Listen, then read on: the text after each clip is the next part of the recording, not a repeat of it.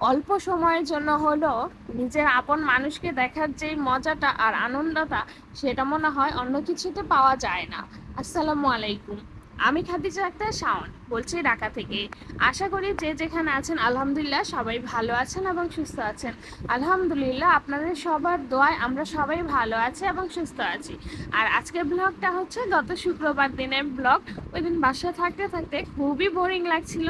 তো কি আর করবো, মেয়ে দুইজনকে বলেছি যে চলো তাহলে দাদু বাসা থেকে ঘুরে আসি বিকালে।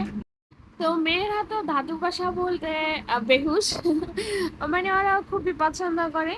তা আমি যাব, বাবাকে সকালেই বলেছিলাম। তো ওর বাবা আবার একটু আরএফএল 99+ গিয়েছিল। তো ওইখানে একটা ছোট ভাত টোপ দেখেছে, তো ওইটা নাকি খুব পছন্দ হয়েছে। পরে আমি বললাম যে আমি নামি তখন নিও। তো ওইখানে যাওয়ার পর আমার কালারটা একদমই ভালো লাগে নাই। পরে আমি আরএফএল আসলাম, তো আরএফএল থেকে অন্য আর কোনো কালার পেলাম না। সব জায়গায় দুই জায়গায় এক পিস করেছিল।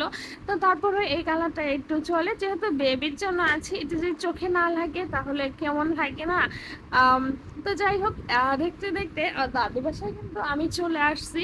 আর এই যে হচ্ছে এই হচ্ছে গিয়া বুড়া বেটা আসলে আমি মজা করে আমরা সবাই মানে যে যে নামে ডাকার সেই সেই নামে ডাকি। তো যাই হোক, এরপর দাদু বাসায় অনেকটা সময় ছিলাম।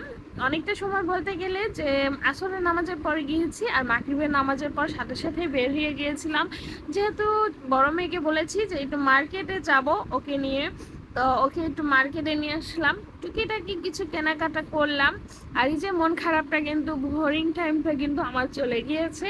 আমার বোরিং টাইম লাগলে আমি এরকমের হুটহাট বাহিরে বের হই, মেয়েদেরকে নিয়ে একটু ঘোরাঘুরি করি, আমার কাছে খুবই ভালো লাগে। তা আরেকটু সময় কাটাতে পারতাম, যেহেতু আমার বাসায় আজকে রান্না করে যাই নাই, তো বাসায় এসে আবার রান্না করতে হবে, সে একটা প্যারা ছিল। কারণ যদি এটা হচ্ছে একদমই প্ল্যান ছাড়া বাহিরে গিয়েছি, যদি প্ল্যান করে যেতাম তাহলে হয়তো আমি রান্নাটা করে পরে যেতে পারতাম, তাহলে মেয়ে দুইটাকে নিয়ে আর একটু বাহিরে সময় কাটাতে পারতাম।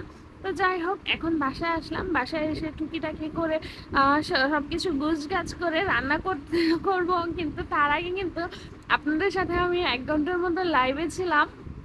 তো আমি যখন লাইভে ছিলাম এখন রান্না করছি, তো আমাকে আপনাদের ভাইয়া বলতেছে মজা করে যে তোমার এনার্জি আছে।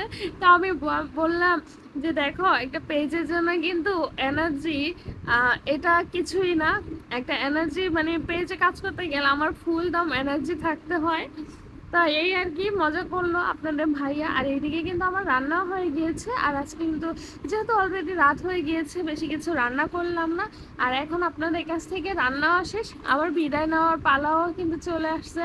যদি ভিডিওটি ভালো লাগে আমার লাইক কমেন্ট আর একটু শেয়ার করে দিবেন, যেন আপনাদের সবার সাথে দেখা হয় আবার, সেই জন্য পেজটা ফলো করে দিবেন।